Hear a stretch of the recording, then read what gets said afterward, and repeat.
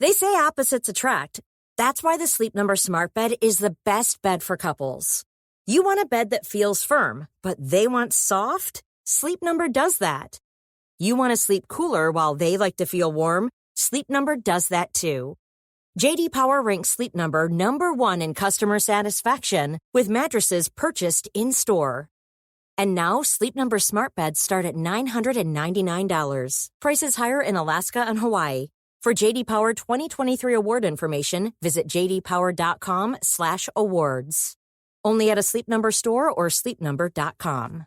Hi, I'm Daniel, founder of Pretty Litter. Cats and cat owners deserve better than any old-fashioned litter. That's why I teamed up with scientists and veterinarians to create Pretty Litter. Its innovative crystal formula has superior odor control and weighs up to 80% less than clay litter. Pretty Litter even monitors health by changing colors to help detect early signs of potential illness. It's the world's smartest kitty litter.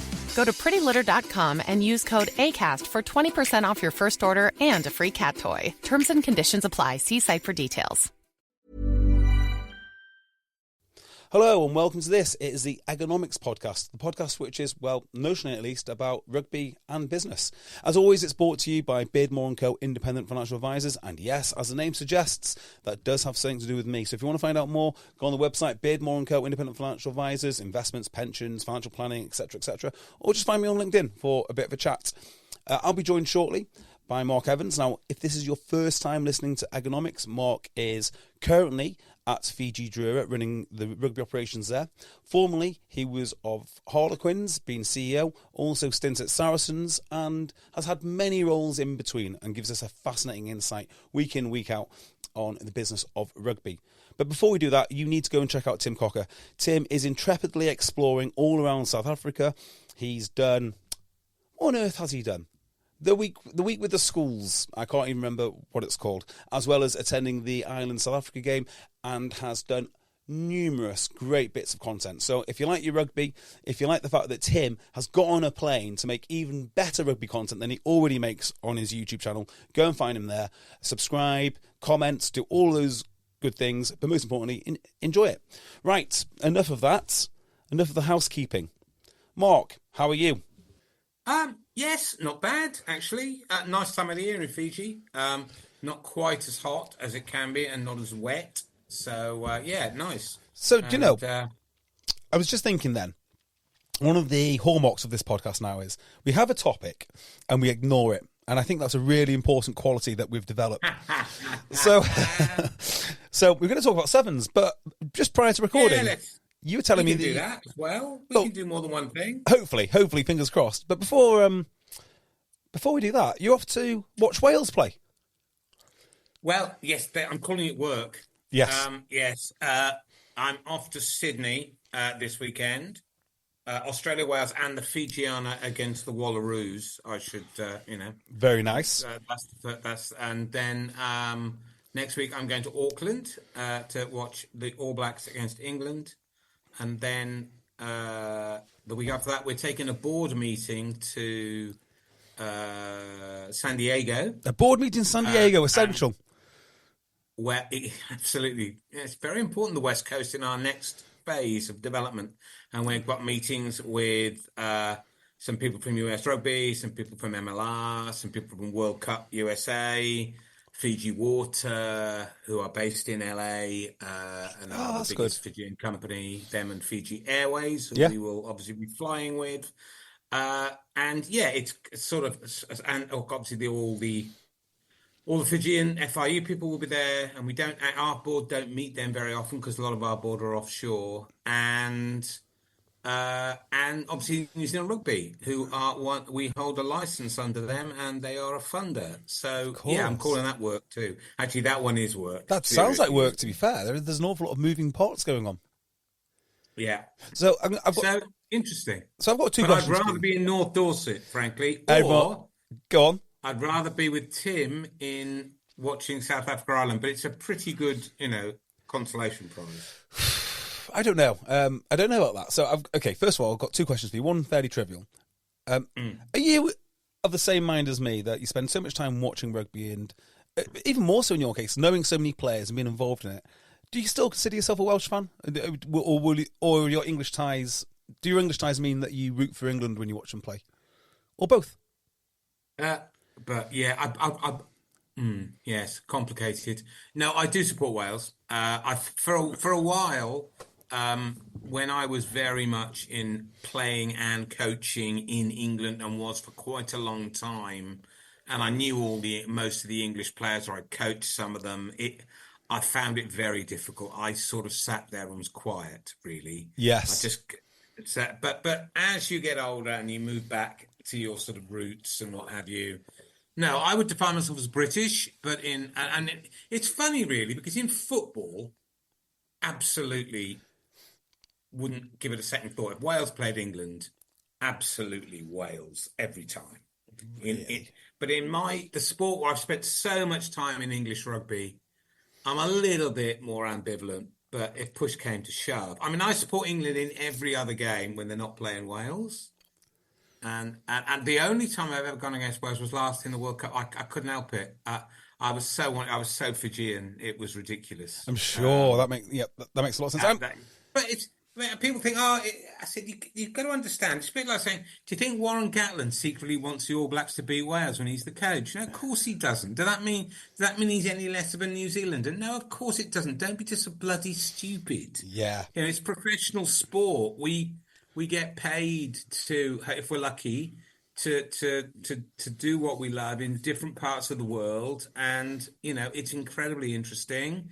But we root for the team that we're emotionally engaged and employed by at any one time. And when we retire, Warren Gatland will go back to supporting the All Blacks, and Yeah, I'm very much with you on this. I say basically British or North Walian or something like that. North Wales doesn't have a national team as such, and I kind of root for whoever's playing player-wise. If Courtney Laws is playing, I tend to root for him.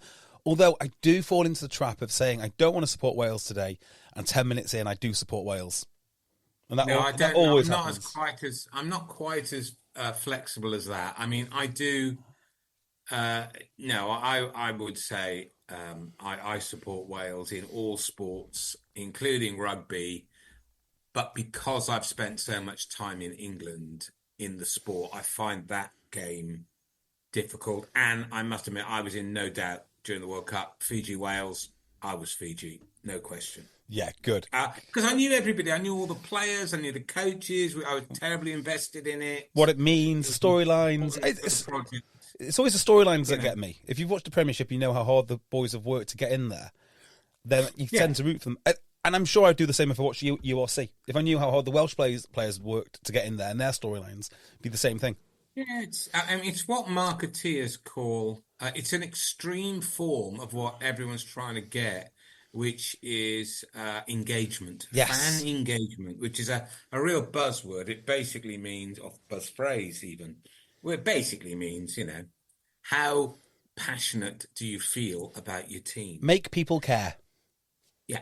Yeah. And clearly, if you know the people, and if you've worked with the people, or either coaching or administrating or running, or of course you've got an emotional attachment and engagement. Of course you have. Well, okay. So you think Ben Ryan wasn't rooting for Fiji in the final of the Olympics in 2016 because he was English? Come on, don't be stupid. That's just not how it works, is it? Well, on fan engagement, the second question I was going to come to is this Wales versus Australia game. Now, maybe it's just my, way of thinking. But of all the games, this to me is the most interesting because it's so miserable. I mean, there's a real misery bowl about the whole thing. Who is the first team to reach absolute oblivion? And they're playing for it this week. Now, I don't know if you can market that. I don't know how your feelings are about someone who's tried to drive people into the stadium. But I think rugby should play around with this kind. I mean, you don't want to do it indefinitely.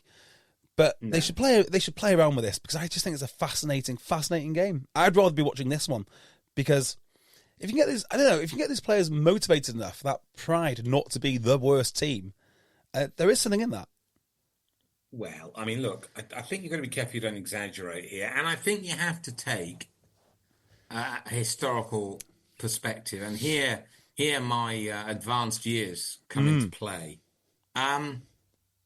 Wales have been worse than this Are you thinking in my memory, in my lifetime. Are you thinking pre-Ruddock? No. Worse than No, pre-Ruddock? I nearly got the job when Mike Ruddock got it. No, it wasn't. No, Wales. You're too young, I expect. Wales in the 80s were absolutely awful. Really? Oh God, yes. I mean, everything, virtually the whole team had gone north. Mm. I mean, I could name you a team from Jonathan Davis to John Devereux to Di Young. Scott Gibbs to Alan Bateman to the Quinnell brothers to it goes on and on and on and on. But we just got ripped to bits. Rob Ackerman. I mean, the whole national team literally left But to they were go not. to play rugby league. They were not really much better. We ended up fighting amongst ourselves in the post-game dinner in Australia under Ron Waldron, right? The Neath boys fighting the Schleswig boys after a test match. I mean, I'm telling you, this is a bagatelle. I'm not minimizing wage. And on the Australian side, Australia have been worse than this. I have to go back A long to my time. very early days. Well, yeah, although historically, you can look at Australian rugby, and we all know that Australian Rugby Union is not a big football code in that country, and never has been. Yeah. Had a golden era from about 1982 to the World Cup final in 2003 under sort of Alan Jones and then Bob Dwyer and then Rod McQueen and a couple of others in between some of those. And they massively overachieved. 2 World Cups, another final, won the Bledisloe consistently, won Super Rugby. But if you go back to the 1960s, well, for a start, the Lions never toured there because they weren't good enough. Wow, I did not know that. That only started in 1989. They used to play the odd couple of warm-up games on the way out sometimes, but nothing serious. Certainly nothing as grand as a tour. In the 60s and previously, Australian rugby union was pretty poor, frankly. And if you go back even further, I think, I'm right in saying, I'm sure my Australian friends will correct me if I'm not, the Queensland Rugby Union, one of the, if you like, stronger states, I think it collapsed in the 1930s. I mean, so you've got to have a bit of perspective about these things. However, I do take your point. Yes, I've got to say that's a hell of a perspective. Country's in rude health rugby-wise at the moment. No, and I think it's the trend, isn't it, rather than the absolute standard. There's definitely been worse times, but the trending downwards is more concerning. Yeah, I think that I think that both countries' situation is recoverable. I think Australia is an incredibly strong sporting nation with a huge amount of talent and a rapidly growing population of Polynesian heritage.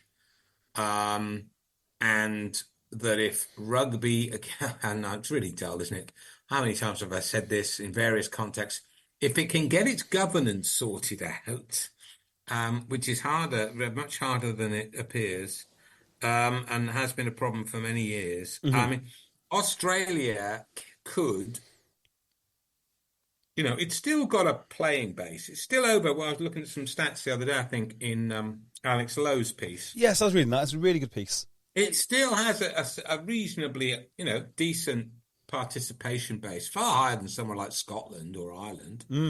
And they've got good athletes, and I think they've lost their way a little bit with their coaching structures. Yep, I agree with that. And I think they probably, in a fit of hubris to a degree, overextended themselves and tried to go for a national footprint with 5 Super Rugby teams, which is interesting because, the two big football codes, much bigger than Union, don't have a national coverage really. I mean, Rugby League has Melbourne Storm, and that's it really, although I think that might change quite soon. But it's taken them many, many years to get strong enough to feel confident to do that. And AFL is still, yeah, okay. It would claim a national footprint, but it's still very, very strong in Western Australia, South Australia, and Victoria, and it's got one very strong team and another one in New South Wales, and one strong and one not so strong team in Queensland. I mean, it's just very rich, and it's pumping an awful lot of money and has done for decades into grassroots. But it's interesting. Rugby union, much, much smaller, even in 2000 and the early 2000s, went, no, we're going to go for 5 states and we're going to have 5 teams. And you look back and think, yeah, that was a mistake, really. You got carried away. You'd have been better off sticking with 3, maybe 4, and I think that's where they're going to end up now. I can't see them having more than 4. No, I can't either. The big problem there, one of their big problems, is a bit like Fiji's problem, is what do they do when Super Rugby's finished? The gap between Super Rugby and club football, Shoot Shield, Hospitals Cup, is big. Yeah. And unlike New Zealand, who have the what used to be called the NPCM, I think it's called Mitre 10 now. That's a much stronger comp, and they've got enough money in the rugby ecosystem to pay players. Not a huge amount, but they do get paid. So they'll have a Super Rugby contract and a Mitre 10 contract. So they've got, if you like, they've got something between.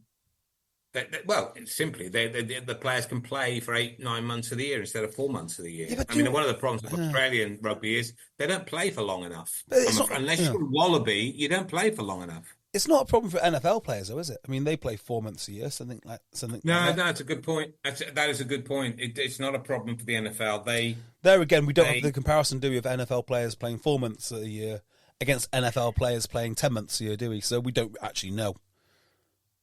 Correct. There's no point of comparison, really, is there? Anyway, and Wales' problem, again, is governance. It absolutely is. Have you ever seen the pictures of, and it always is in the North Wales online, the people that are going to save Wales, and it has a big shot of a massive meeting in some soulless hotel somewhere of a load of people that some have played rugby, and lots of just sort of like C-list Welsh celebrities of some sort who've been drafted in to sit on a board. I think, who are these people? Why do they think that these people will turn around this ship? Well, look, the rugby finds governance difficult, largely because, I mean, and New Zealand are going through this at the moment, and it's very, very painful. It's causing a lot of problems. We've just gone through in Fiji on a very small scale, and it's been really difficult, although there's a very encouraging changes last weekend. It's because we're, as a sport, the way we were historically, we were set up as a union of clubs or provinces. It varies from country to country, or states, if you like, who, if you like, own the union and cover everything from, and by the way, I'm not saying splitting it is necessarily the answer, because some examples of where that hasn't worked as well. Covering all the way from the international game through the professional game, or I prefer, call it the full-time game, to the semi-pro game, to the purely amateur stroke community game. And that is the interests of those different groups in 2 genders are very, very hard to reconcile. Do you know, I think the obvious place to split the governance is gender. I think the women should have their own union. Totally changed from the men's. Maybe there should be... Well, I'll tell you what. Sorry to interrupt. Sorry, go on. Why don't we go and talk about sevens? Because I think that's a very interesting little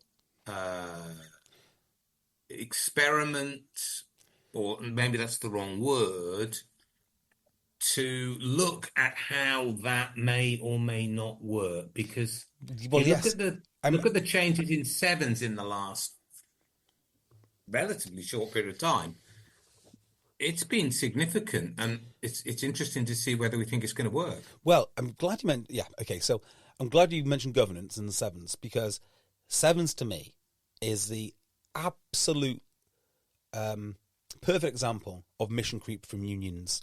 In the same way that they're after touch, they should have left sevens alone. Sevens, if they want it to be a standalone game, it has to be a standalone game. Now, I know they want to tie in all sorts of different bits and pieces, but the unions never seem to know where to stop. And I think sevens would be much better left well alone for sevens to... I don't think... Well, I'll let you have your opinion now, but I don't think sevens should even be ran by the unions. When it lands in a big town or a city for the HSBC sevens, they shouldn't be even in national shirts. Would you say the same about cricket? Yes, I probably would, actually. Well, no, I'll tell you why I wouldn't. With cricket, they tend to play all forms of the game in their home stadium. Whereas on the Sevens Grand Prix circuit, they tend to all descend on one place. So if you like, with sevens, you don't even need any fixed infrastructure. You just need a team. I don't quite see what the point there is. Well, the point What's is... the point you're making? The point is it's a Grand Prix format. So you don't get, say, 2020 landing in a town and playing 8 games in one day, do you? Or do you? I don't think you do. Well, the T20 finals in England used to be 2 games. Yeah. I don't know if it's still is. So if you've got the sevens teams showing up, right, then actually what are you looking at? You're looking at a weekend of partying. Now, I know the sports purists will go, oh, well, hang on a minute. It's about the sport. I disagree. When the F1 shows up to a town or a city, it is a party for 3 days. It's 3 days of events and networking and social events. And there is a race involved. But then all of those teams which show up, they've all got their own little party tents. They've all got their own... And you can't really do that as a union. As a union, you're sort of too pure and you don't have the dynamic thinking and you're not going to do any of that stuff. So I actually think all of these teams would be better and the event would be better if they were not necessarily privately owned, but a franchise was sold off to someone like Red Bull, Red Bull Sail Sharks or Red Bull England or Red Bull whatever it would be, would do a much better job than just England. What are you basing that on, other than an opinion? Well, where's your evidence base for that assertion? Well, we all know that the best version of a Grand Prix, right, format would be F1. I mean, I don't think that is too controversial. So when that show lands in town, it is a show. Everything is turned over to the F1, and I think that should be. There are others. There are others. There are definitely others, but I'd say that's the most successful. Probably. Although, yeah, probably is. But there are lots of other sports that run competitions using that. And this is not meant to be pejorative, but I can't think of any phrase, using that sort of travelling circus model. Yes, a travelling circus is a great way to put it. The great advantage, which I think sevens is trying to a degree replicate, and I'll come back to that. There are disadvantages to this as well, but the great advantage to this is why it was so attractive to private equity, is that you can expand it, and contract it. B, you can set up competitive tension between cities. They still, in Adelaide, talk about how Melbourne stole the Australian Grand Prix from them. It's going back quite a way now. Yeah. And why? How did they do that? Well, they offered Formula One more money. Yeah. You can basically create it whereby you follow the television audience, etc., etc., etc. There's lots of advantages. There are, and you can look at something like Sail GP, for example, which, I mean, frankly, you're not seen that? I have seen it, but I was thinking about that. I've heard the criticisms of it, which is it's hard to watch. which is true, isn't it? I think it probably is. I have watched it occasionally, but very cool event, I'm sure I get used to it. Cricket's not easy to watch, but I love cricket. You know, no. But cricket is like physically. things, Cricket is physically easy to watch, isn't it? As in, you can sit in a stadium. Things aren't necessarily unpopular Oh, no. time. Well, hang on. Boat racing is not hard to watch. It's not hard to understand. It's not complicated.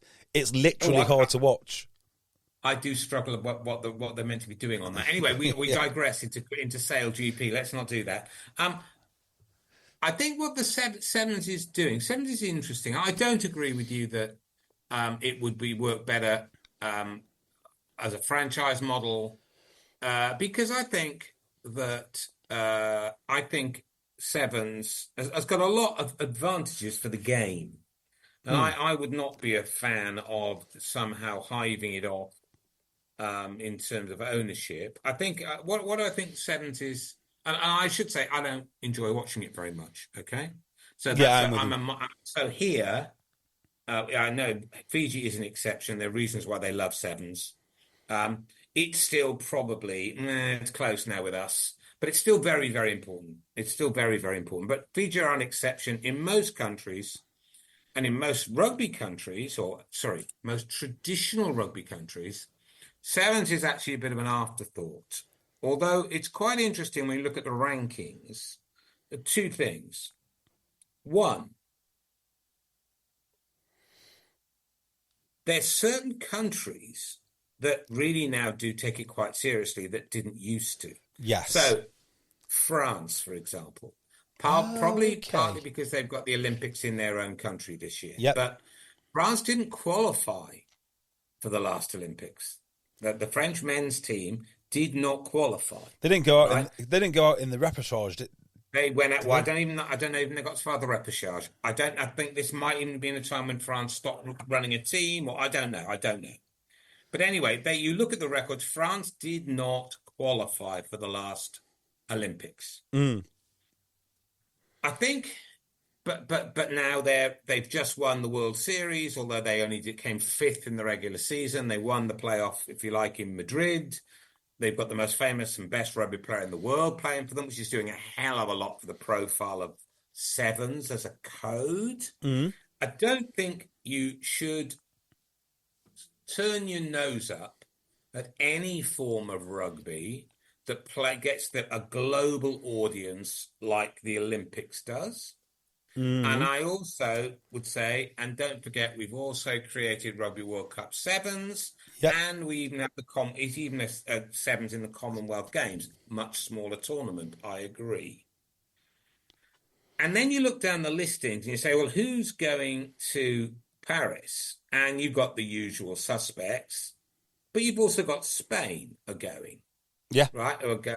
And you've also got Canada, whose 15s team have fallen off a cliff. But their men's team have qualified and their women's team are ranked 5th in the world. Mind you, they're ranked top 4 in 15s as well. Well, why is that? And that's why I think Sevens throws up some really interesting questions, which you can then dig into and go, right, well, hold on a minute. So Canada women are in WXV1. They're in the top division along with the States, France, and England and New Zealand, because Australia have just dropped out. Why are Canada so strong in women's 15s and 7s, and Canada men are really pretty weak? All right, and have actually dropped way down the rankings. And apparently, because I find things... I'm so nerdy at times. I find things like that quite interesting. So I dig around and find out why has that happened? Because again, I'm old enough to remember when Canada got to the quarterfinal of a men's World Cup and gave, who was it? Was it the All Blacks in Lille? It was a big country. Gave them a right bit of hurry up for 2/3 of the game. Big Norm Hadley and Gareth Rees and pre-professionalism. But the answer is why are Canada women so strong and Canada men so poor is very, very simple. It's the college system. I was about to say the same thing. Yeah. College women's rugby in Canada is a strong collegiate sport. I say strong, nothing like ice hockey or basketball, but it's pretty strong, and they can run a decent 7s program and a decent 15s program because off the back of that. Well, particularly 7s, it's cheap to run. It's so cheap. Well, yes and no. Go on. There's a paradox about sevens. You think, well, it should be quite cheap to run. There's not as many damn players, so therefore there's not as many people running around looking after them. And the salaries, if you're just a sevens player, are nowhere near what you can earn in 15s. Yeah. So what? Just to buy in context, for an England player, it's about 40k, isn't it? Yeah. So why is sevens so hard to make work financially? Unions. Because it is. It's incredibly hard. This is real economics now, isn't it? It's incredibly hard, and this is what the latest rebrand was trying to do. It's really hard to make sevens work financially. That's why, except for the Commonwealth Games, Great Britain are in the competitions and not the three unions that make up Great Britain. In the Ireland Commonwealth, rugby is an all-Ireland sport, so they take sevens seriously. So do you mean the Olympics, not the Commonwealth? Correct. Yeah. They're not in the Commonwealth. Yeah. So they take sevens seriously in Ireland now because they've got enough resources to be able to do it properly. Whereas the three nations making up Great Britain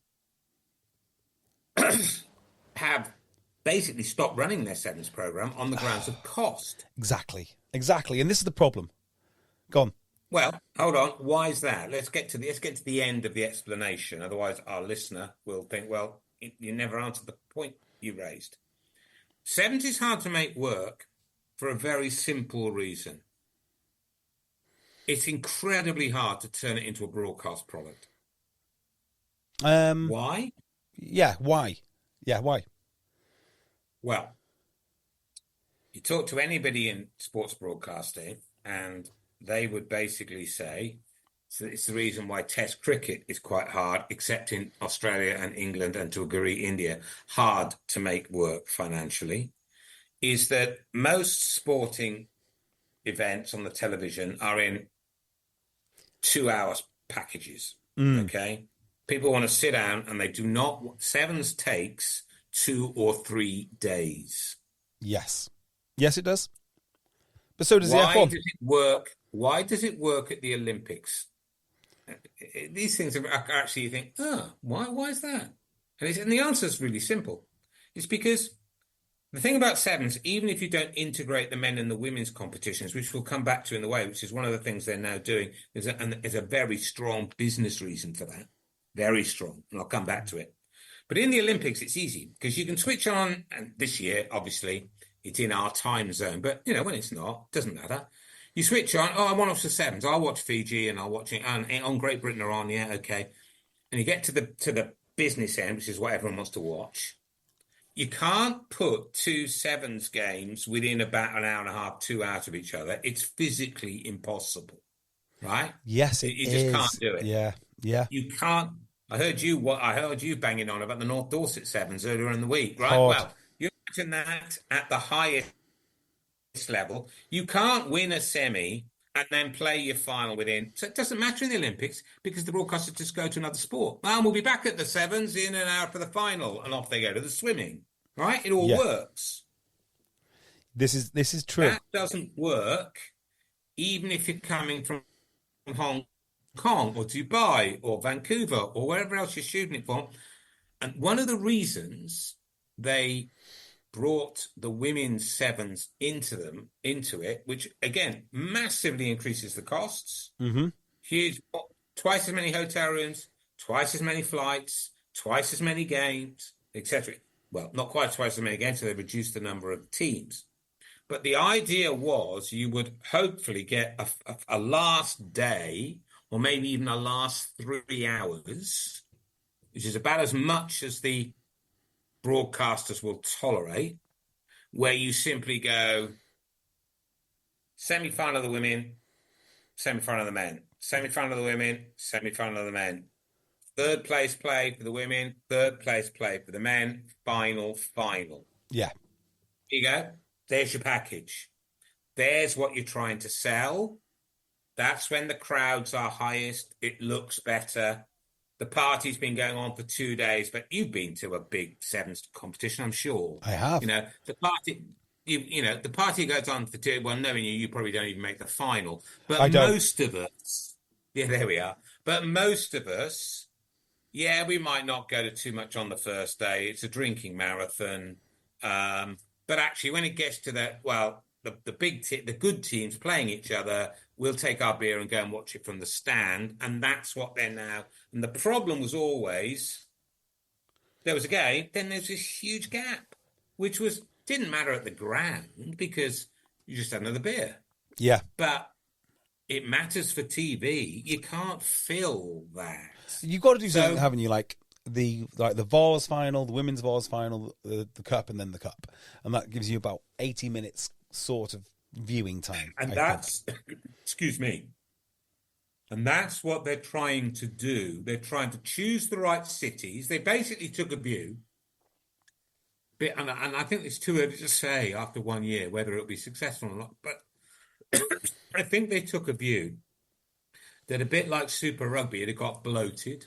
There were too many competitions. It was too much flying, too expensive. They needed to tighten it up. So now there's 7. And it's interesting that this year the only game in Europe was in Madrid. Right, the only tournament was in Madrid at the end, the finals tournament. And by putting men and women together, it does create, you hope, a better a package and a product that is more sellable in various parts of the world. Because the other thing I think Sevens does, and we shouldn't be too snotty about it, you look down the listings, and we've always been a sport that has struggled to get traction in big markets, in countries with lots of people. Yeah, I think it's really interesting. Top of the rankings this year, they didn't win it, but top was Argentina. I don't know if you've watched them. Their sevens team is just sensational. Does not surprise me. Why is that? Because there's no Jaguares anymore. Yeah. It's a way of earning money before you go to Europe, and their domestic amateur competition is still very strong. So it produces all these guys. I think they've got the biggest cup competition, amateur cup competition in the world for a city, which is Buenos Aires. I think it's absolutely massive. That may or may not be true. I have no idea, but I know that their amateur game is very strong. And therefore, they've been able to put resources into their sevens because they no longer have to finance a Super Rugby team. Right. Now, they're very unhappy about that, and they'd like to get back into Super Rugby. They are, to a degree, a prisoner of geography. The flying is just so difficult. No direct flights from Auckland, never mind Nandi or Sydney, wherever. It's really difficult. But, you then look at some other countries who start to, Germany are top of the second group for the men. Now we're nowhere. Germany in 15s are absolutely nowhere. No, they're not.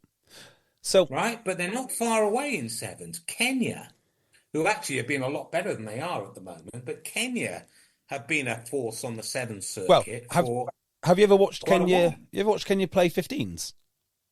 No. So I have watched Kenya play 15s, and they played against Germany actually when I was watching them, and they play 15s like they're playing sevens. They receive the ball standing still, they dance around a bit, they get caught behind the gain line, and then they offload. The sevens influence on Kenyans 15s when I watched them was remarkable. So why are they doing this? And you look at them again, you think, they're playing sevens, completely different game.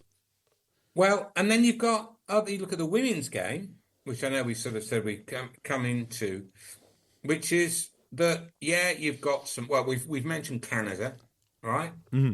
But also you look at, Japan are are significantly high. Japan are nowhere in men's sevens, absolutely nowhere.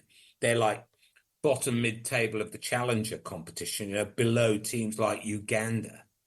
But in the women's game, they're respectable. And then you've got people like Brazil.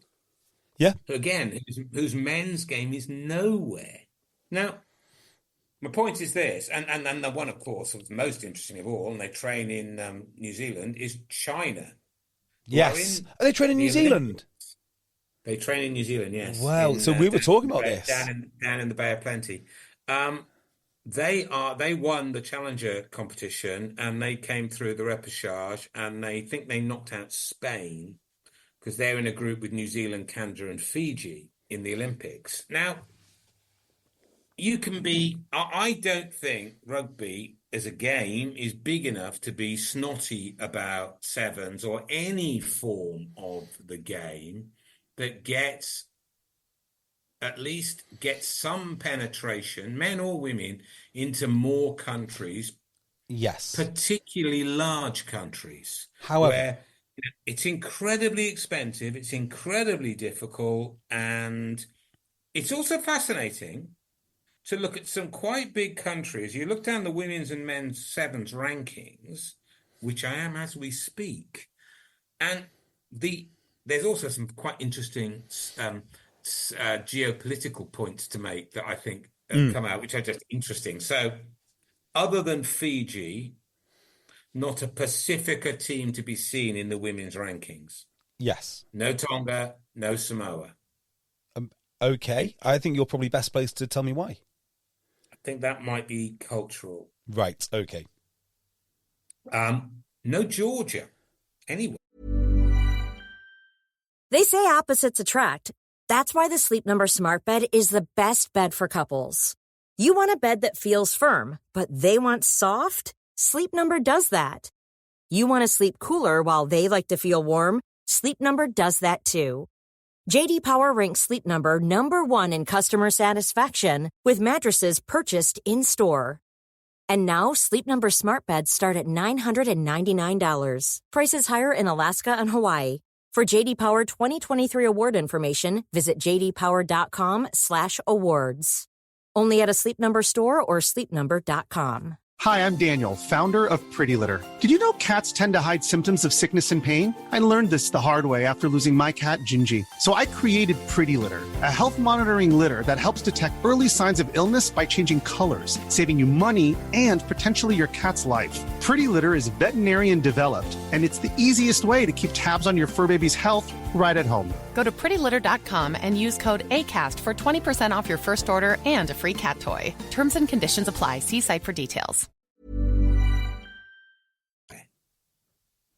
Yeah, in the world of sevens. I'm not even sure I've heard of the Georgian 15s women's team, actually. No, they are. Well, I say they're nowhere. They rank 9th in the Challenger group, which is 9th out of 12. And 11 and 12 are PNG and Mexico. So and Okay. not in the women's rankings at all. Crikey. I mean, I just find this sort of thing really interesting. Do you think that is more to do with attitude towards women's sport than anything else? Might well be. Might be due to funding. Might be due to the fact that same thing, isn't it? Sevens as well. I don't know. I don't believe that. For example, I find it hard to believe that. Let me just take a little example. I find it hard to believe that Paraguay can put a team in the women's competition, and England, Wales, and Scotland can't afford it. Right. Okay. Can we just stop here? This is the bit which is interesting me. Okay.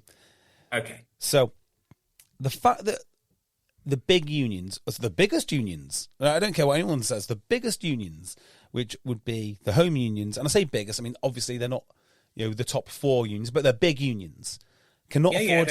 They're part of the traditional Big Eight. They are powerhouse unions. The fact that they can't afford it means to me that they're not taking it seriously, because everything. I think that's right. And because everything that they do is geared towards one thing, isn't it? The men's 15s team and if they can squeeze a little bit more sponsorship or a little bit more political kudos out of the women's game, they will do that. And in the meantime, they're busy trying to capture touch rugby and sevens rugby and tens rugby and community rugby and walking rugby. And it's just these monstrous organisations that don't take anything particularly seriously but want to run every aspect of the game, which I'm dead against. So I'll just give you an example. Maybe we could. I understand that. Maybe we could broaden it out, because actually you touched. God, what a terrible pun! Not pun. Turn the phrase. You mentioned touch, and you mentioned one or two other forms of the game. And you could say tag. Yeah. And for example, that's fascinating as well, because again, and this is sort of going into another debate that I've heard and we may have touched on, which is, you look at the NFL, probably the most physical football code of them all, helmets, etc. And that's not changing. I can't see any real change to the way that game is being played. Agreed. I may have missed a bit of nuanced stuff, but it looks pretty similar to the way it's always been played to me. And yet, and this is why I wouldn't turn my nose up at tag or touch or anything else either, and why I totally understand why unions, part of whom's remit is to grow the sport, grow the sport, not capture others. Well, you're saying they're different sports. They are. They just have the same ball. Sure. What? They are, but they just have the same ball. They are different sports. So you would say sevens is it's not a form of rugby, it's a different sport. Well, if rugby league and rugby union can be separated, rugby sevens and rugby 15s can be separated. I didn't. That's not my question. Yeah. You reframed my question. That's not what I asked. So, is it a different sport or isn't it? It is a different sport. Yeah, it is a completely different sport. Okay. Well, if it's a different sport, and I think the example of touch here is really interesting. Yes. So, touch rugby came along in the 1960s. Although, and I remember this again as a kid. There's quite a lot of literature that says touch rugby, which is really a form of rugby league, by the way. It is. Right? Yep. It absolutely is. It's really a form of rugby league. In fact, I think I've said, and we'll come back to. And I think I've said this before, that rugby league, if anyone's going to be administering it, it should be rugby league. It shouldn't be rugby union. Well, of course, in Australia, that is largely true. Okay. Yes. But I'll come back to that. But as kids, when I went to a primary school in the city, Cardiff, and we didn't have any grass. We just had asphalt playgrounds, one for the girls, one for the boys. Those are the days, eh? Yeah. Anyway, and we used to play what we called touch and pass. Right? And what that was touch rugby. Yes. Right? And we used to play it with a round ball too. We didn't play with a rugby ball because we were too little. We were only 6 or 7 or 8.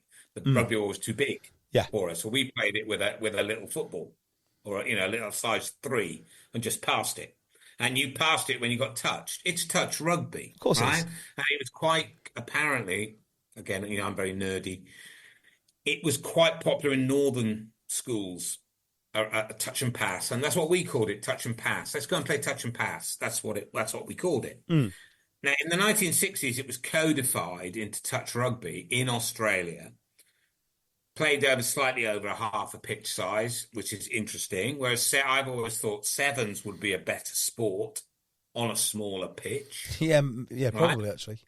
I think that one of the reasons I can't warm to sevens very much is it looks a bit visually. It looks a bit lopsided, and these very long run-ins when they make a line break are really tedious because no one can catch him or her. What's the point? And I think touch. Now listen to these numbers, right? And tell me then why wouldn't a union want to try and capture this? Oh, I know why they want to. That's not the question. The NFL are doing. They're putting huge amounts of money, right, into non-contact American football for 6 to 12-year-olds. Yes. Massive amounts. That's got nothing to do with producing players for the I know NFL. where you're going here. Everything to do with creating fans. Yes, of course it is. Listen to these numbers. In Australia, 700,000 players, men and women, are registered to play touch. Mm-hmm. 500,000 children play it in school.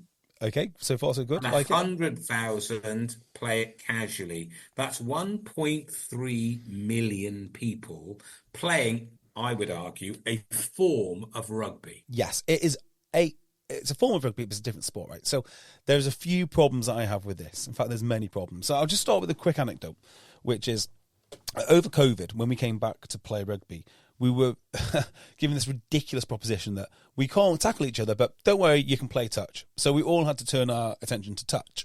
Now, as it happened, I used to play with a guy, I'll tell you his name, Liam Lawton, who was a fantastic 15s player, but turned out to be an absolute phenomenal touch player. And he made the England touch team. So I phoned this guy, I was like, look, we are going to go into a local competition. I don't want to play touch, but if we're going to do it, we're really going to do it. What are your top tips? And he gave me so many great ideas. So it was a game that I thought was one way. It's like, we play it like we play rugby. But it's developed in a completely different way. And that just told me that if you want to run this thing correctly and successfully as its own standalone sport, well, in that case, you need people that care about it. And not only do you need people that care about it, you need people that know what they're doing, and it can't be left to these unions. Now, the second point about this with the union, those figures you gave me were phenomenal. Like, it's great that physical activity in of itself is a good thing. So I'm all for people doing it. But you get this weird situation, the RFU do it, and they're a nightmare for it. When they turn around and go, hey, do you mind paying Bill Sweeney tens of thousands more per year increase? Because look at the increase in players. And you go, all right, I guess more people are playing contact 15s. And actually what they've done is they recategorised touch rugby as a form of rugby, or they've included the women's game. And they're a nightmare for these figures. So actually, I think if you want to keep the unions accountable, we need to know exactly what they're accountable for. It can't just be for every form of the game. And then you've got these perverse incentives that the union, instead of trying to push, like, say, men's 15, which should be the job of one particular person who should get paid on that, they then start to say, well, what if we messed around with the laws to make community rugby less contact focused so we can include more people? And you start chasing the numbers rather than promoting the sport. And I think the RFU have done that for a long time. I would have some sympathy with that view, that last point. I think you've been incredibly naive, however, if you think that there's not massive benefits to touch. Doesn't matter whether they align with the with the NRL in Australia, or with the RFU in England, or what else, WRU in Wales, right? Because what do you need? Well, you need facilities, right? And facilities take decades, in some cases centuries. Okay, right? I see where this is going. Build up. So if you don't have them under some kind of umbrella, and again, touch in Australia is interesting. It's called NRL Touch now. But it's a joint venture, and touch has its own administration, and it has runs its own leagues, but it benefits from the NRL brand, and it's also a phenomenal if you like that sort of thing, I might add. And the two codes, of course, are much closer, to the point you've got someone like, the Warriors number 7, Sean Johnson, who's coming to the end of his career now, but has been a wonderful player for New Zealand and the Warriors. I mean, he was an international touch player, and you can see it the way he plays. He must have been absolutely phenomenal. Yeah, I mean, and I agree. You see, I suppose and we've talked about sevens and tag. We haven't talked about tag, but there's that as well. And all games do it. AFL do it. They call it Auskick, and it's huge. It's a non-contact form of Aussie rules for 6, 7, 8, 9-year-olds, right? We've got mini rugby, or there's touch. All the football codes, football has 5-a-side. All the football codes, it's a combination of right-sizing it for juniors. Yep. Right? It's the same debate as should women play with a size 4 ball, etc., etc., right? and capturing hearts and minds. And occasionally, and rugby league's tried it with 9s. Rugby unions tried it with 7s, and to a much smaller degree, 10s. Other sports, and even who can forget Rugby X? You know, if we're gonna get down, we all forgot Rugby X, and that was the secret to it. But it had the best of intentions, I would say. Did it? And actually, you've got to experiment a bit. And well, why not Rugby X then? Everyone goes on about T20 and what an unbelievable economic juggernaut it has turned into. And you've got to say, and I think maybe this is a variant of your points and your sort of suspicion, possibly, of stop trying to be all things to all men and women. I think the attraction of the different forms of cricket, T20, 50 over, test matches, 3-day games, 4-day games, there's any number of variants of cricket. Yeah. The actual game doesn't change in terms of it's still 22 meters. It's still a wicket at both ends. It's still played on an oval. It's still 4 for over the boundary and 6 for not bouncing. You still have to run between the wickets. The batsmen wear pads and the bowlers bowl overarm. Yep. It is recognisably, and this is my argument about 7s. I look at the way that game's played. I think it's on too big a pitch, right? But leave that aside. I think it's recognisably rugby union. In the same, I do. I think even in the same way, T20 even when Wigan T20 doesn't look the same as Test cricket, but it's recognisably the same sport. Hang on. Was it recognisably the same sport when Wigan Warriors were regularly winning Middlesex Sevens? Because I'd say it's recognisably rugby league at that point. Hold on a minute. Well, let me correct you there on a point of fact. Right? They won it once. They won it once. Okay, yeah, they won fine. it once. They were winning lots of games in Middlesex Sevens. And at the time, rugby union, I think, had been professional for all 6 3 minutes. Yeah.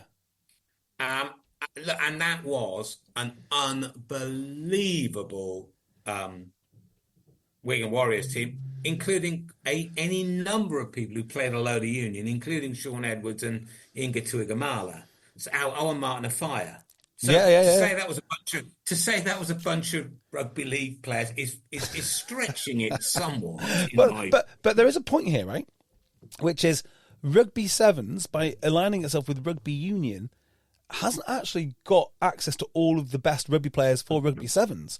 If it was standalone and they could poach from both codes, now we're talking. And that's interesting, isn't it? Because the thing about it, and I've often thought about this, I wonder what it would, and it'll never happen. It'll never, ever happen, because we come back to this, the calendar thing, right? I wonder what the commercial impact would be if for once every 4 years, maybe for the Olympics, but it'd be difficult, because how'd you qualify, etc., etc. All the countries said, okay, we're going to make all of our players available to play. So Antoine Dupont is not going to be an outlier. Yep. He's going to have, Penaud on the wing. He's going to have Francois Croix or playing in the forwards. All the very, very, and it is a different game. We do this in Fiji a lot. We have just 2 of our players have gone to play for the Fijian national sevens team. Right? In fact, our 2 best backs, certainly.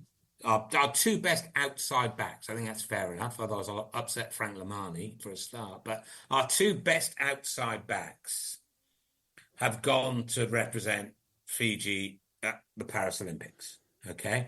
Now, they haven't played sevens for ages. One of them got a gold medal in Tokyo. Okay. Right?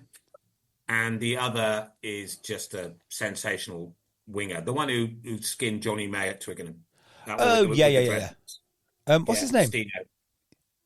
Celestino Ratonomanda. That's the boy. Yes. I enjoyed Um, that. he's a wonderful player. And they've gone off to play seven. So that's interesting. So Fiji will be immeasurably strengthened by taking the two best outside backs for the Drua. And they're more recognisable. Mm. Even amongst the casual rugby fan. They go, oh, that's the bloke who, yeah, okay. And Super Rugby fans down here will know Massey because he got top line breaks this year. So, Yeah. they're recognisable in the competition. I often wonder what sevens would look like, and that's the point you made, if for a while all the best players were just released for 2 months to train and play sevens. And the answer is, I think, there'd be a hell of a lot of interest. Well, the question that then becomes, which players? Because imagine if you had a independent sevens union of some sort, right? Completely independent, based in England. And at the head of it, you got some backing, whoever it may be. You put in charge of it one of the most respected rugby league people, and underneath him one of the most respected rugby union people. He said, "Look, we've got some money, and we're going to make the best sevens team regardless of code. Why is it linked to a code?" No, you're right, but you've got to have an awful lot of money to do that, and you've got to get players released. Yes, you do, but You've got to get past it, and you might have saw my tweet last week. You've Oh, got to I get did past see this, yes. Regulation 9, and everyone's got to abide by it. So there's a whole look. It's probably me just daydreaming, but I do wonder what, in the same way, like I said about the T20 in cricket. The fact is, the guys who play that, most of them, Yes. and I can name you the England T20 cricket team in the same way I can name you the England Test team, and there is a degree of overlap. Now, obviously, Chris Jordan's never going to play for the Test team, but I know he's in the T20 team. Yeah, and just linked to this though, one of the things which really jars with me is when you see the England shirt or the South Africa shirt, but it's not really the England shirt, and it's not really the South Africa shirt. It's got a slight different detail on it, and you don't recognise the players in the shirts. I just don't think they should be wearing the national shirt for some reason. I don't know why I find it so jarring, but it's like you're watching a rip-off sport, and it's probably unfair. Yeah, but I really hate it. We talk about the business of sport and the economics of rugby. That is simply a function of the economics, isn't it? I mean, the fact that you look at the Argentinian seven, and I can tell you now, if you wrote the Argentinian team down when you see them in Paris next month, and then go and look at the Pumas in 3 or 4 years' time, you will see a fair smattering of those players going on to play national 15s.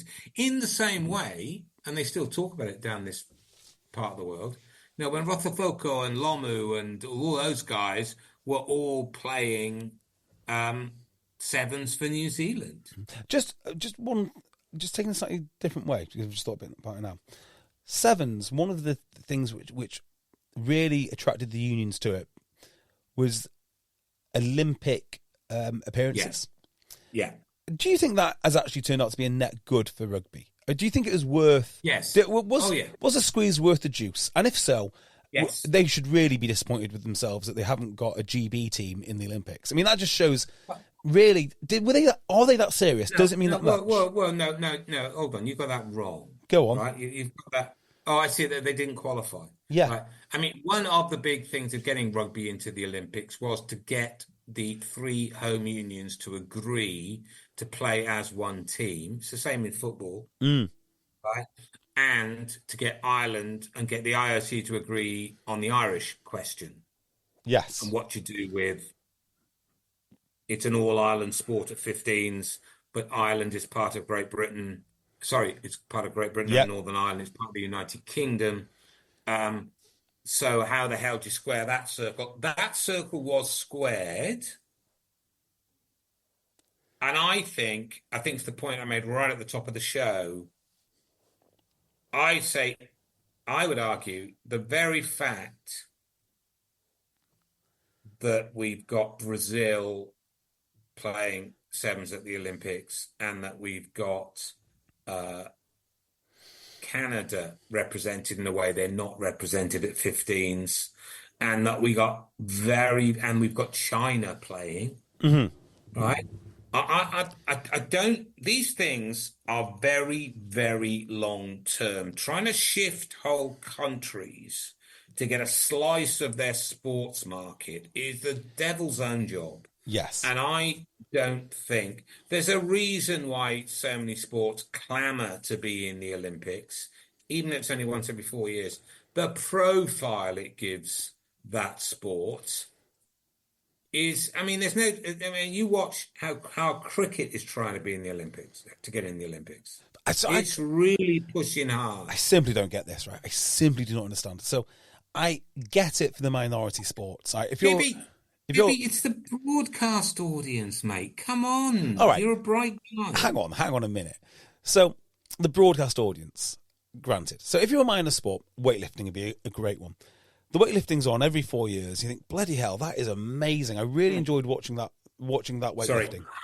Sorry, I've forgotten something. So I've got to tell you the other reason. Sorry, I do Please, apologize. yeah, no, go on. The other thing it does for rugby and other sports, take the Netherlands, for example. Not nearly all, a significant slice of Netherlands rugby funding, and their 15s are improving. Yeah. Comes solely because it's an Olympic sport. And it comes from the government, does it? From the Dutch Olympic Committee. Yeah, and no fun of this. So in countries where funding for minority sports, which we are in many, many countries around the world, is easier if you are an Olympic sport. In the same way, the biggest barrier to rugby in the United States men is Title IX. Which is, just so we know, Title IX is the equality between men and women, is it? Yeah. Because, yes, and basically, so, for example, in Title IX, the number of sports scholarships can be given must be even between men and women. Yeah. Okay? Been in for decades. But it was imposed, quite rightly, I'm not arguing against it, it was imposed on top of a sports landscape where there were already highly established American football teams, highly established baseball teams, highly established ice hockey, all the big sports. They all got lots of players. Yeah, they do. And they were sports that in those days, very few women played. Okay? And still very few women play. So you had to even up the number of sports scholarships. You almost had to even up the number of athletes. That's why it's proved easier to get some women's programs into collegiate sport in America, in the United States, than it has men. Men, because it's really hard to get a sport with lots of players in it to play it into an American college program on the male side. Yeah. So, and you're not going to change that. And now people say, why can't we get rugby into college sports in America and get them varsity status? And the answer is pretty much Title IX. I completely agree. And you're not going to change that. And the Olympics is not dissimilar. How can we get funding for and one of the answers is get into the Olympics. Yeah, so I can't tell you how much I hate this. I mean, I really hate this. So back to my first point on the Olympics, the broadcast audience. Great. You watch weightlifting once every 4 years. You think it's brilliant. Well, I can tell you right now, on Sunday, the national champs for weightlifting are on. Nobody will watch that. It doesn't matter how many people watch it in the Olympics. Nobody will watch it, right? So does the broadcast audience make a shred of difference to athletics, to weightlifting, to badminton, to clay pigeon shooting, to rowing? The answer is no. Right? It's the Olympics that matter, not the broadcast audience. They don't follow you. In fact, if anything, sevens being in the Olympics benefits the Olympics rather than sevens. All you get from rugby is yet another dependency culture, and this time the dependency culture is on the Olympic commissions. And so, Dutch rugby. If the Dutch love their rugby, it needs to be privately funded. It can't be. You're being incredibly naive here, if I may say so. Let me give you an example. Right, is if your free market sort of penchant is blinding you to the realpolitik of the situation. Well, right? hey, if you want politics, go to the Olympics, because all you've got is corruption, scandal, backhanders. That is realpolitik without doubt. I mean, look, the Olympics, right? Here is one. No, they are currently sniffing around. They are currently sniffing around esports. No, we're not. Okay, no, we're not. okay. The example I was going to give is say how the Australian government is just about to announce a $600 million award over 10 years to Papua New Guinea to establish an NRL team. Sorry, who's doing this? The Australian government. I assume the Australian government have cured cancer, or like the school systems are perfect before they start giving away 600 million. No, this is not the forum for me to expound upon the importance of soft power in geopolitics. That's what it is. All right? Okay. That's what it is. So it's a bribe. Now, my point is this. Sports all over the world compete for funds, either commercial or government or spectator driven. That's what we do, right? And there is absolutely no doubt in my mind that profile in global tournaments helps your sport. It doesn't harm it. The question is how much it helps your sport is an interesting one, and one that's very hard to measure. But I think it's incredibly difficult to make the argument that says, no, everything must be self-funded. If it's popular, it'll be popular. That's not how things. What makes things popular largely is whether people played it or whether they can see it. Yes. I guess access would be another one. Yeah, played it. Yeah. All right. Okay. There are one or two sports where cost is prohibitive. I agree. Yeah. But so here's an example for you, right? British cycling. I had no idea about British cycling, but now I do know about them. I think they're an awful outfit. They obviously. No, you just don't. No, you don't. You don't. You just don't like their politics. Well, no.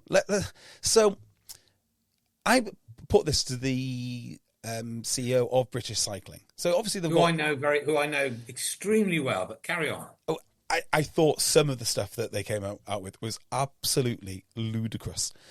So on the one hand, they're bragging that their BMXers have got sponsorship from all of these great companies, and on the other hand, they've got there's the competitive cycling team that are doing very, very well. And they're saying, well, we need to bring all 7 forms of cycling together. What they really mean is that they are cross-subsidising the sport. They are taking away money from the BMXers in order to fund other forms. And if their goal is to increase... I think it's probably the other way around, but carry on.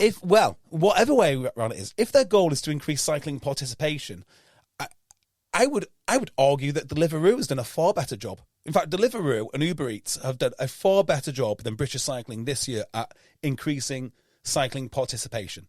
Could you possibly argue with that? So then you think, well, what's it for? What on earth is this?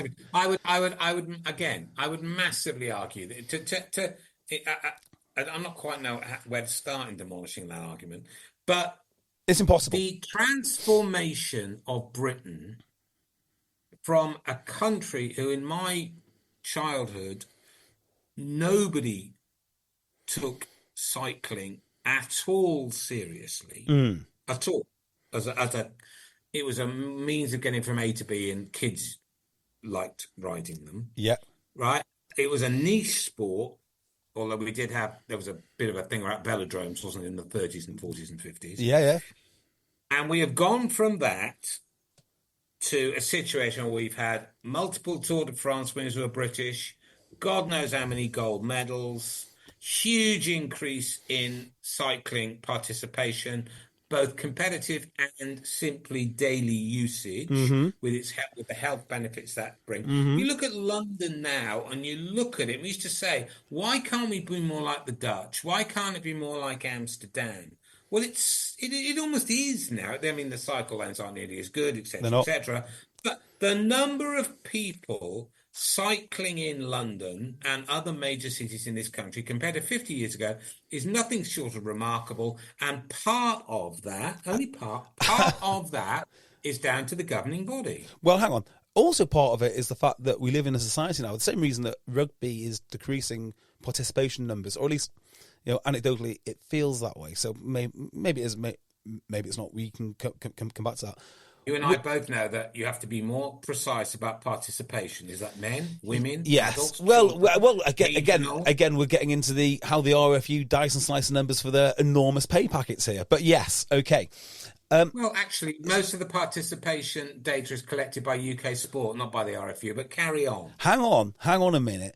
I think you'll find that a lot of the data which the RFU get is actually privately funded by the RFU. And I know that some of the data which has been funded by the RFU, which didn't say what they wanted, quickly got discarded. So it's not always that straightforward. We do live in a society where the individual sports have got more... Yeah, that's more no, popular. That's a fair point. That's a fair point. If you go to London and you've got all these guys who have dedicated their 20s and early 30s to building their career, and what do they do next? Triathlon. CrossFit. Or CrossFit. CrossFit's a great... Yeah, exactly. Weight train. What's your sport? I go to the gym. Yeah. I know, I do too. But that was never a thing. The rise of individual sports, one of my pet theories, and we must finish soon. Yes. We're way off. One of my pet theories is the rise of individual sports is to a degree predates, but is linked to the rise of identity politics. Oh, interesting. Tell me more. The paramount role of the individual over the group. Yeah.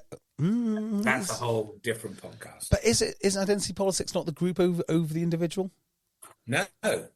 I would say it was. It's about what identity politics is all about what I am, and then fill in the blank. I would say that is extreme individuality rather than group identities. Everything has become individualized, and to a degree we see this in sport, and there's nothing wrong with that, at the expense of a sense of the group and the community. But then I'm just an old-fashioned, class-based Labour votes. Well, the community thing is the interesting one, right? So I met a therapist the other day, and now if you listen to EggChasers, you know my views on therapy. They are very, very wrong. They're scathing. They're scathing. And I met this therapist, and I told her my views on therapy, and she goes, "No, you're wrong, but you're kind of also right." And the example that she gave, and I think this is fascinating. She said, in the same way that you move away from your community now, instead of your mum looking after your children, you get a nursery to do so. You also move away from your friends, and you need someone to listen to you. We are outsourcing listening. I was like, that's very honest. It's also absolutely disgusting. But that's where we are. And that's also the rise of the individual sports, because where you used to play for your community team, well, you can do your CrossFit, you can do your running, you can do your cycling anywhere. So as communities disperse to chase economic goals, I think we get more and more individual sports. Don't think it has anything to do with British cycling, though. Or maybe it does. I don't know.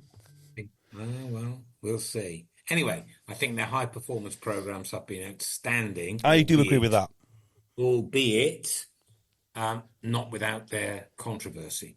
Anyway, I enjoyed that one. Excellent. Excellent. So first Tuesday in the month. It's becoming a bit of a thing, isn't it? Hey, well, you predicted this last time that we spoke, but it's not happened yet. But when we do speak next, you'll have your government. I'll have my what? Sorry, you'll have your government. It will all be in place.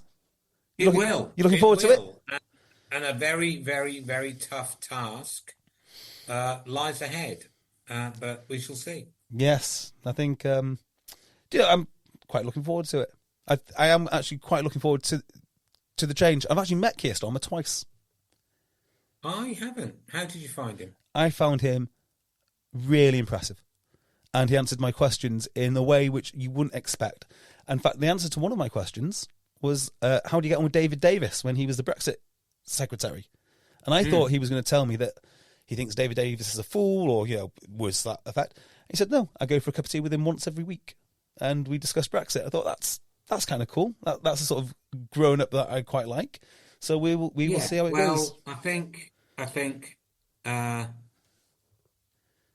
given the increased polarity within not just British politics, but European and American as well, is a worrying trend. So if we have a Prime Minister who actually does appear to be pretty bright and certainly not given to too much in the way of ideology, I think it's a good start. Yeah, well, something has to happen, and it will happen. So you can be celebrating that on Thursday morning or Friday morning.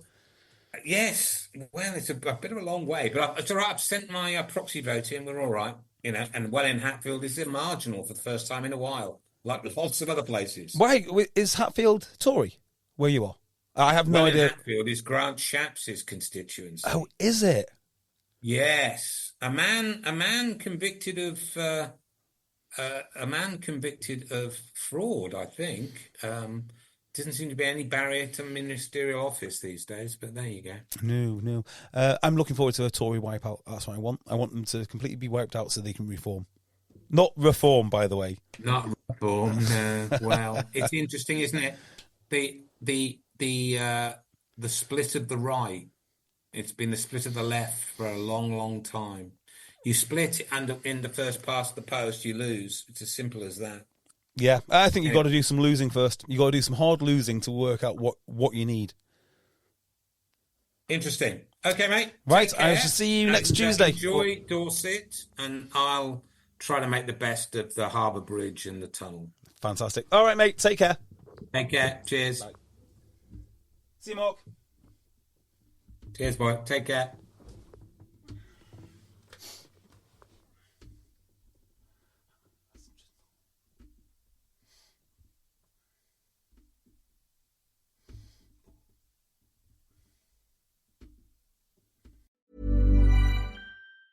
Hi, I'm Daniel, founder of Pretty Litter. Did you know cats tend to hide symptoms of sickness and pain? I learned this the hard way after losing my cat, Gingy. So I created Pretty Litter, a health monitoring litter that helps detect early signs of illness by changing colors, saving you money and potentially your cat's life. Pretty Litter is veterinarian developed, and it's the easiest way to keep tabs on your fur baby's health right at home. Go to prettylitter.com and use code ACAST for 20% off your first order and a free cat toy. Terms and conditions apply. See site for details. What do Devontae Adams, George Kittle, Justin Jefferson, Deebo Samuel, and Amon-Ra St. Brown all have in common? Well, besides being some of the most reliable hands in the game of football, they're also the stars of the new Netflix series Receiver. From the same team that brought you the show Quarterback, Receiver takes you deep inside the huddles, locker rooms, and personal lives of 5 of the best pass catchers and playmakers in the NFL. Catch Receiver now playing only on Netflix.